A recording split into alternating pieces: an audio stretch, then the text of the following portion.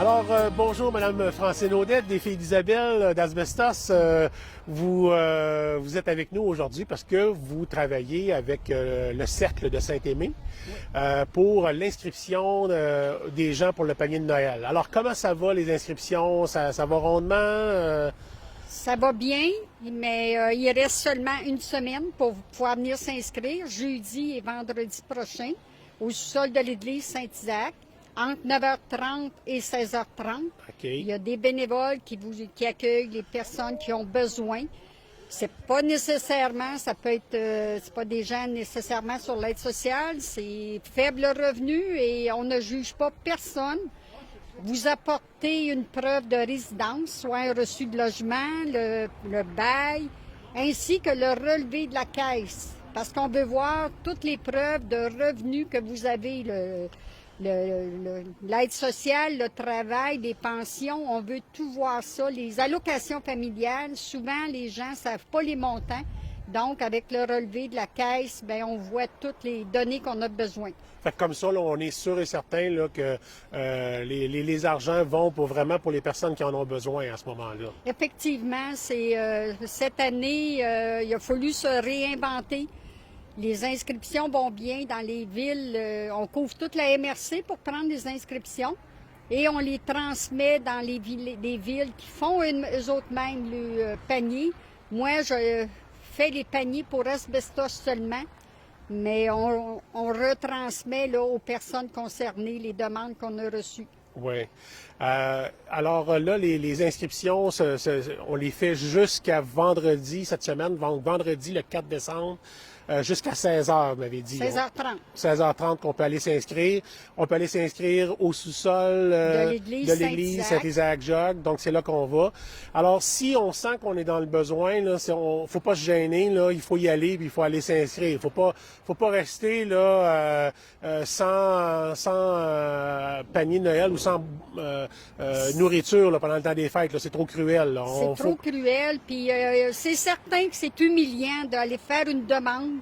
Mais il faut, pour nos enfants, même des fois juste pour une personne seule, il faut faire la démarche. C'est important que les gens le fassent cette année. Ça a été une année difficile, mais on a tellement une belle façon que les commerces, les industries nous ont encouragés monétairement pour pouvoir acheter des denrées périssables. C'est incroyable, là, la levée de fonds.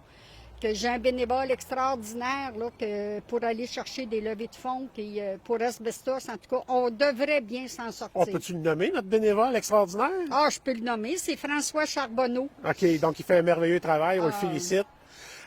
Vous dites, là, c'est une année difficile, j'en venais justement, là, étant donné cette pandémie, cette crise sanitaire là, qui nous affecte, il y en a des gens qui ont perdu leur emploi, il y a des commerces qui ça va moins bien, les rentrées d'argent sont moins là, tout ça.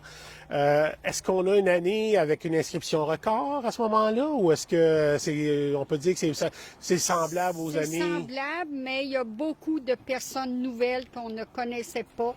Mais ça devrait être autour de 200 paniers encore juste pour Asbestos. OK. On s'enligne pour ça là, facilement, là, encore cette année, 200 inscriptions. OK. Bon. Mais c'est certain qu'après le 4 décembre, on ne peut plus accepter aucune inscription parce qu'il faut placer les commandes et... Il y a de l'organisation autour de ça. Là, énormément. Puis cette année, ben, avec la COVID, ben, il faut se réinventer. C'est ça. Il y a plus d'efforts à faire. Beaucoup d'efforts, puis on a droit seulement à 25 bénévoles à la fois pour préparer les paniers. Hein? Ouais. Le donner au suivant va être le 13 décembre. On le fait quand même. Okay. Mais les gens, on les invite à venir porter les denrées au sous-sol de l'église, soit les denrées ou les argents pour nous aider à la confection des paniers de Noël. Et puis, mais c'est vraiment sécuritaire. Je travaille avec Karine Larrivée du CIUS qui est toujours, on est toujours en contact pour les mesures sanitaires. Là, et puis, les gens n'ont pas à avoir peur. C'est vraiment, on a tout pensé. Bon, ben c'est bien ça. Cette année, ben, le spécial qu'on fait, on a fait le changement. Les paniers, habituellement, étaient livrés. Ils étaient donnés le lundi. Oui. Et cette année, on ne peut pas faire venir les gens sont toutes livrées aux maisons. En plus. Fait qu'on fait ça le dimanche au lieu du lundi. Oui.